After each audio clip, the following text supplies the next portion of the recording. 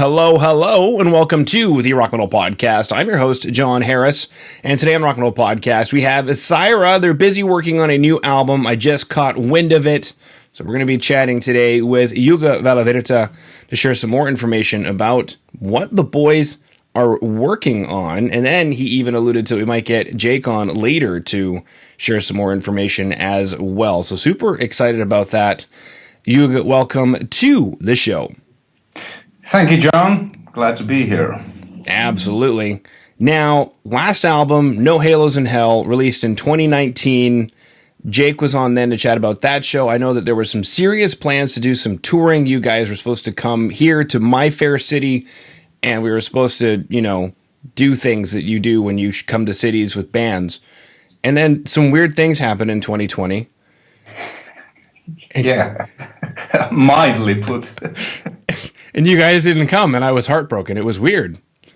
No, there were a lot of places we didn't go, which we were supposed to go, but, it's what it is.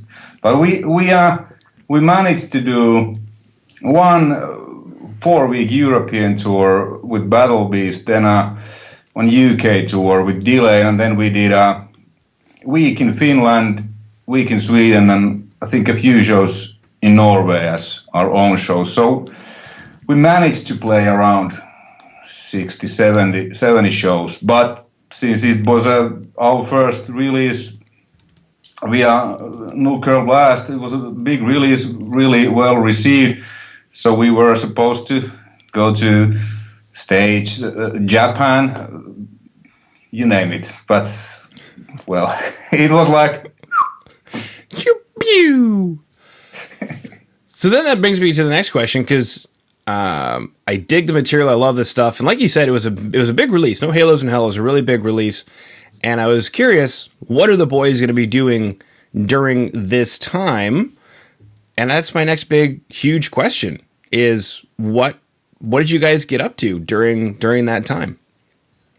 Well, the last show was in London, February 2020, and just a couple of days after that, the kind of world got closed.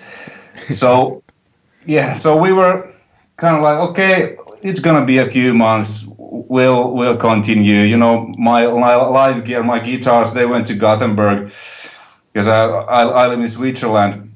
I was, we're just gonna continue. Well, that didn't happen, and then. Actually, my wife said, because I was watching kind of, YouTube videos and stuff, and I was like, man, these guys have quite some of the guys, a lot of subscribers, and I guess they're earning some money too. And then my wife was like, well, why don't you do it? You can play, I was like, I have no idea how to shoot videos or edit or anything. Then, well, I just started to do those, and the first videos, the quality is what it is. It was just with my iPhone, no editing, nothing, just I had a couple of 100 subscribers, but then I just started to learn, watch YouTube videos, how to use Final Cut, what camera, lighting, and then just started doing that, and year and a half later I have almost 17,000 subscribers, and I'm earning a bit of. So that worked out. So I've been doing that. Then I released my solo album. Then we had a project band called Red Wolf with Samuel Bana from Lost Society, Adde Larsson, who has been filling in for Alex in CYHRA on a couple of tours, and Janne Joutseniemi, legendary bass player from Stone and my ex-bandmate from Suburban Tribe. We did that, released that. So, and now we've been writing the next CYHRA album. So I've been quite busy, and I've been enjoying it. I mean, it's not the same than be on tour, meet the fans, get the feedback.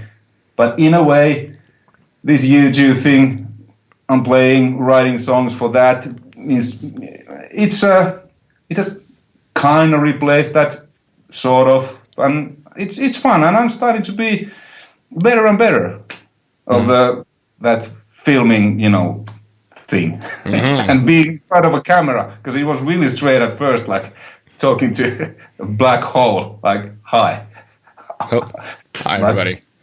Yeah. So it was awkward, but now it feels more natural. Yeah, I don't think anybody realized, cause, when you're watching the videos, you're like, oh, they're getting into it, and then you start to do it yourself, and you're like, this is weird. I'm by myself in a room, acting excited to nobody. Yeah. Yeah. So everybody, and you're saying everybody, but it's actually nobody because you're just starting, and you're like, all right, everybody, let's do it. You have no idea what they want to hear, but it's working out for you, which is great. Yeah, because from the beginning, I just thought that I'm just going to be myself. And, I'm not a native English speaker. Sometimes I say words that probably don't make a sense, and people always wonder, I pronounce my name in the Finnish way, which is actually my nickname. And just, people enjoy that. And, I started the whole thing being just me, and so I don't have to, kind of act. I'm just being me. Sometimes it's a bit goofy and sometimes not, but one thing I know that I can play. So everything else is... But all your guitars are in Gothenburg. So how did you get them back? I not all my touring guitars. So okay. So when it became apparent that this COVID thing isn't going away, so last summer I actually visited Jake, because we have a headquarters. Jake has a studio, kind of a rehearsal place. So I went there, and then we started this songwriting thing, because we've been writing songs on our own and just see what kind of songs we have. And then when I came back there, I had huge cases.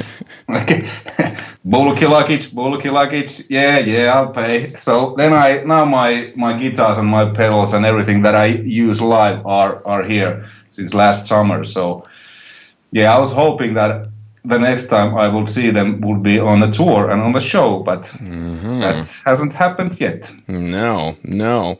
So what makes touring gear? Is it stuff that you don't care gets broken? No, it's just because I live in Switzerland, Alex lives in Germany, the other guys live in Gothenburg, so that's just easier, because let's say we're going to do a tour or show, I'm just going to fly to Gothenburg or wherever, and then we started there. So it's just easier that I have always certain guitars, certain gear in our headquarters, and then our crew, loads them in, loads them out. The guitar tech can take care of the, maintenance and stuff. So it's more simple. So I don't have to carry that stuff. Exactly. So that's the. But they are really, really good gear. It's not nothing like I'm gonna just take the cheap guitar, whatever. But they are actually like, it's just practical reasons. Yeah. It's not just this is Squire that you found for like $100 somewhere. Whatever. The front of house guy will make it sound good. Yeah. Somebody's like, I stole your guitar, and you're like, ha, it's not worth anything. I'll just go get another one. Yeah. Cool. Now you mentioned writing some material and then jumping up to the rehearsal space. So how has are you guys still in demo phase? And how is that going? Like, are you writing songs where you are? Jesper's writing songs, Jake's writing songs, and you guys are coming together like electronically, like Zoom? Or did a lot happen in the rehearsal space? Take us through that. Well, we have probably rehearsed only a few times during our whole career, so usually before tours. And well, after No Hells in Hell, I think we rehearsed 2 times. Okay, let's go through the songs. But how it happens, before COVID, I used to fly to Gothenburg quite often to work with Jake and Jesper. Now, unfortunately, Jesper hasn't been active after that album. Personal reasons, let's not get into that. Markus Sunesson has been playing with us. And so this album, me and Jake been writing mostly, and Markus has and Alex also, taken part. Markus has come some really, really good ideas. We hope that hear Jesper one day, maybe, but we have let him know that, hey, if you feel that, please come up with ideas. We're open, whatever is your state of mind, let's say. Mm-hmm. But yeah, so we write like remotely. We actually did a video to Jake's YouTube channel about the matter. So most of the songs now has been started that I come up with riffs and some melodies, and I program drums using the tune track software we mentioned, and then I send that to Jake, and he opens it because we use the same DAW, which is Cubase, comes up with ideas, and like today, I had a song idea. I called Jake, so he's mobile, and we're listening, and he's commenting, yeah, that part is good. No, maybe can you change that to that? And then okay, then I put Jake on the table, yes, do some changes, and then we listen, and yeah, cool. And actually, just before I came into this, I finalized the mix would be work today with him. And then I sent that to Jake, and he's gonna, well, he has a bit flu now, and then he's gonna, come up with more ideas, lyrics, melodies.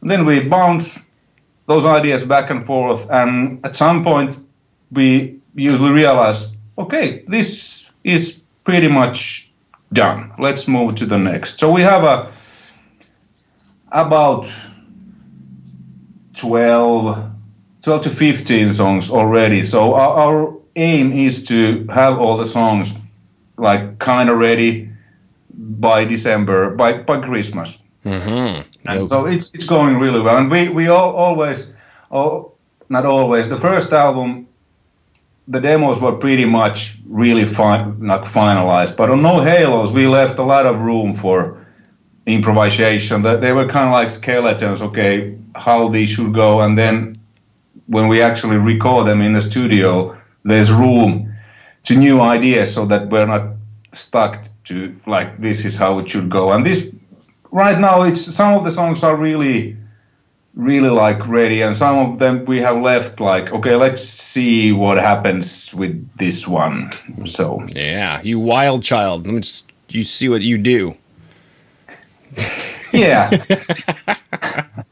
I mean, it's because one thing also what I've really, I'm not say mastered, but getting really a lot better is mixing, mastering, and recording. I mean, I recorded a mix and mastered my own solo album, but I had so much time, so I've been mixing so much stuff, my own stuff, to some other artists and stuff. So I'm finally able to, because whenever we write, I hear the song in my head.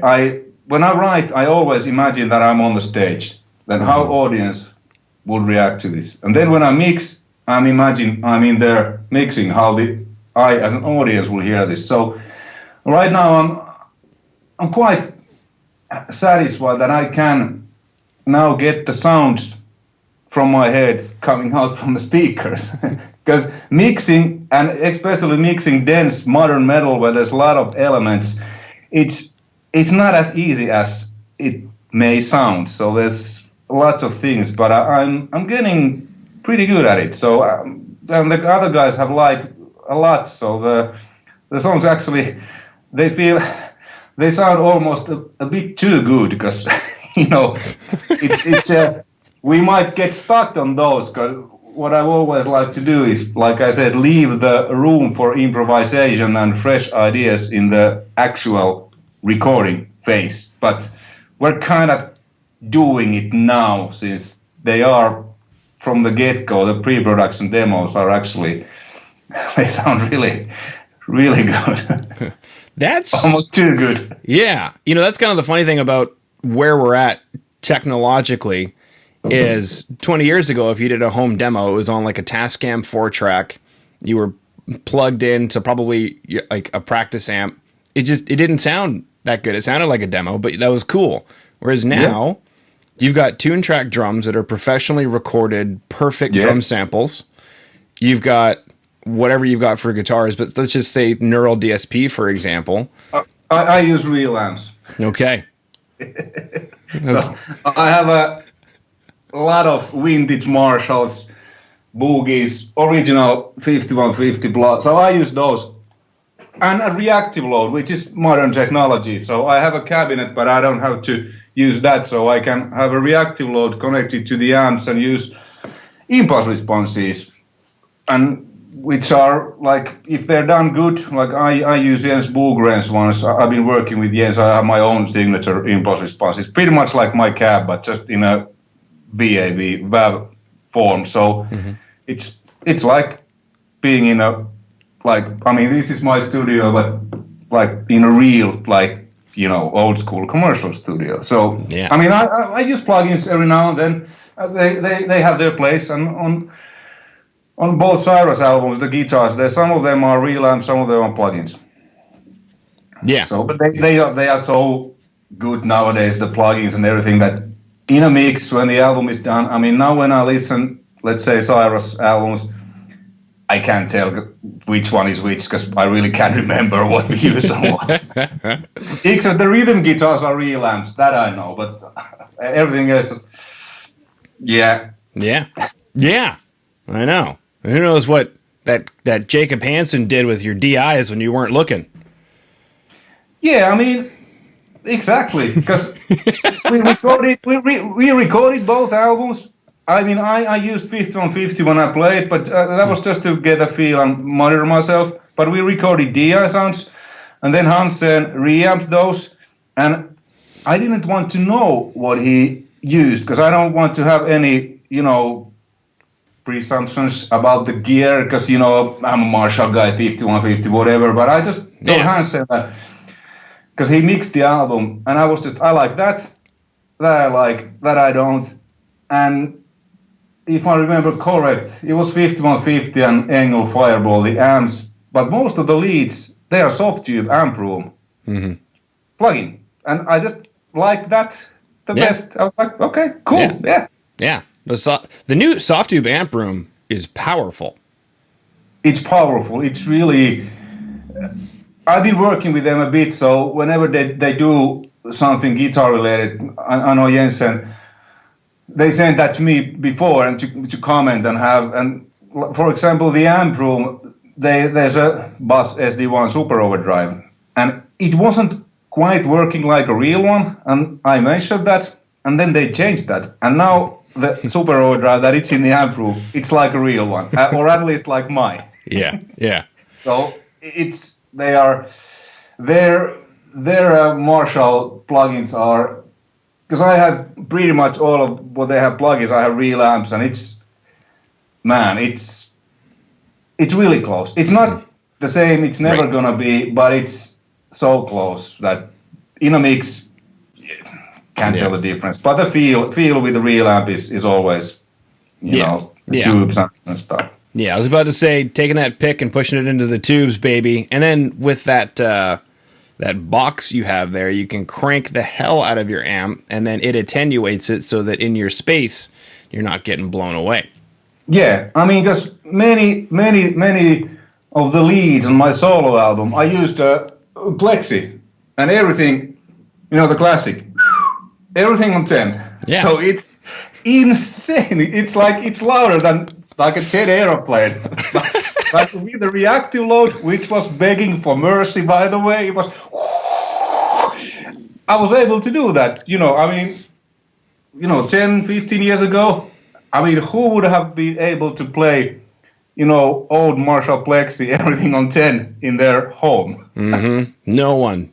No one without a noise complaint, that's for sure. Yeah, I mean, and if someone has played, with a cabinet, that's still like, it's just insane. Mm-hmm. But it sounds so good when you don't have to be in the same space or when you use a reactive load. Yeah. Now, we mentioned Jacob Hansen. Is he going to be receiving your demos around Christmas time, January, to start working on the album? Are you guys working with him again? We don't actually know. We were briefly talking, but the plan for now is that, that was actually, because we were discussing what we should do, how we should do this album, and then we had a like meeting, and everybody was like, you know what, these pre-production demos sound so fucking good that what you have mixed that. I was like, well, I can try, because it's a bit like, I mean, I could do that. There's no questions, but mixing your own stuff that you're so into, it can work or it may not, but usually it's good to have a outside person like a producer or mixing engineer.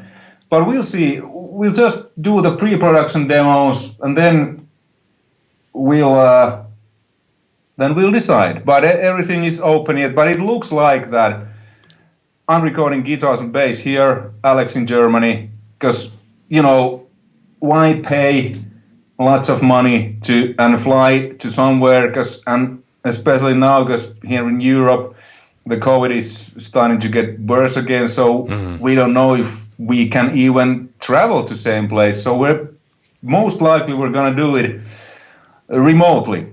Yeah. Like we have done the pre-production demos, because I mean it works. So why make it harder? Because it's been going really, really well now. But we'll see. Everything is open, one step at a time. So the next thing is now to get everything kind of done, all the songs ready by Christmas. Yeah, it's a Christmas gift to everybody. Here you go, guys. Boom. Yeah. Boom. Boom. CYHRA demos, baby. Now, my next question is, because there's 2 albums, I have an idea of at least how I think CYHRA should sound, just because there's 2 albums out. Mm-hmm. Is that the direction that CYHRA is headed on this next album? What is the direction? Is it going to sound like No Halos in Hell? Probably, because, I mean, we're still the same band and the same guys playing, but I always try to come up with something like new, something old, something baroque, something blue, or whatever that goes. I have no idea, sir. I don't know. So, but yeah, there's gonna be lots of harmonies, riffs, melodies, fast songs. We were actually just discussing with Jay, because we were listening to the demos. Okay, this is like 220 BPM. This is 190. Okay, we have fast songs. Okay, then these are mid-tempo. Okay, what do we need? And so on. So towards, I would say, something familiar, because we have our style. We have found that it works. We don't want to try, something. Because when I write, because I've been writing, the solo album Red Wolves to other artists, and then when I write to CYHRA, it's a certain mindset, natural minor harmonies, cool riffs, little bit of American style there, a little bit, European melancholy stuff. That's, you kind of know, okay, this will fit to CYHRA or this won't, and stuff. You find your Finnish dark soul and the sadness overcomes you, and then... Pff. Yeah, I mean, because, winter in Finland, it's pretty grim. Yeah, I know. I'm in northern Canada, I understand. I know. Yeah, the weather is pretty much... I mean, I haven't lived in Finland, almost 10 years, but I go there. I mean, for Christmas I'm going there and on to Lapland, which I love. And at this time of the year, or in January when I'm going there, the sun don't get up at all. Yeah. So it's like it's dark, but the moon is actually quite bright up there in the north. So I guess it comes from there that whenever I grab a guitar, it's usually something minor. Mm-hmm. But not always. But if it's not minor, then it's not for CYHRA. That's right. Is there a tuning that you guys default to, and does that have to do with Jake, like his voice? Yeah, we tune to C standard, which is 2 steps below, and then we use drop tuning for that, which is drop B, and then some songs it's standard B and drop A, but that was because Jake's voice, Right. heart rates from the first album. I guess it was written in drop B flat, but we wanted to have that really high vocals and low guitars, so we could have tuned the guitars up or play on a different parts of the neck, but we wanted to have that low, so then we tuned the guitar to drop A, and that fitted Jake's. It's a bit of a hassle live because you have to change the guitar. You just can't drop tune it, but it is what it is. But on this new album, all the songs, they've been in what we have written so far in either standard C or drop of that, which is drop B flat. Right. That just seemed to work on Jake's vocals. You have that open dun, dun, dun, which is C, and that's really good for. And down tune, it's cool because it's, well, I don't know if it's heavier, but it has a certain sound. Because a song, if you play a song, let's say with a standard C tuning, if I play that same song in standard E, it sounds completely different. The vibe. So it's more, that just works for CYHRA. But on the other hand, we've been using standard tuning on some of our songs, but then we just play them, live, in transpose. Yeah. So that's cool. Usually to get a guitar player to change key, you have to change string gauge, So. Yeah. I mean, I have probably 20 guitars. They're everything from standard E to drop A, and two E's, 2 E flats, 2 D's, 2 C sharps, 2 go down to. So whenever because with CYHRA, there's 4 guitars, 2 C's, 2 B's, drop A / C, drop B flat. Then there's, I can't just okay. Yeah, groovy. All right, different string gauges, definitely, yeah. Yeah, cool. All right. So we've got some stuff that's going to be coming in hopefully next year. We've got some demos that are going to be done by December, by Christmas time. By Christmas, latest by January. And I'm not sure I think it's publicly announced already, or kinda, at least on some festival bio or something, but the goal is to have the album released in September. Okay, beautiful. That's like the tentative plan if we manage to deliver everything in time, because most likely it will be on vinyl, and it's like 4 months lead time if you want to do any vinyl. So at least we'll see, but that's the goal. Have the songs ready by Christmas, start the recordings early next year, have the album done by summer, then by autumn, late September, whatever, release. But obviously that's also up to record label, but that's like where our minds are, because you need to set some timelines and schedules to yourself, otherwise you just keep on jerking with the songs and trying to expect them. Yeah, exactly. Cool. All right, so what we're gonna do, Euge, is I am going to announce that we're going to close off this one for the YouTube, and then we'll do another intro for your solo album. But we're still live streaming. So very cool stuff. Check out CYHRA.com. The link is down below in today's show notes. I've also got it posted in the chat for Twitch. For everybody watching on Twitch, you can go ahead to CYHRA.com. Stay up to date with everything that the band has. Wherever you consume music, you can hear their previous stuff. They also have lots of music videos on YouTube.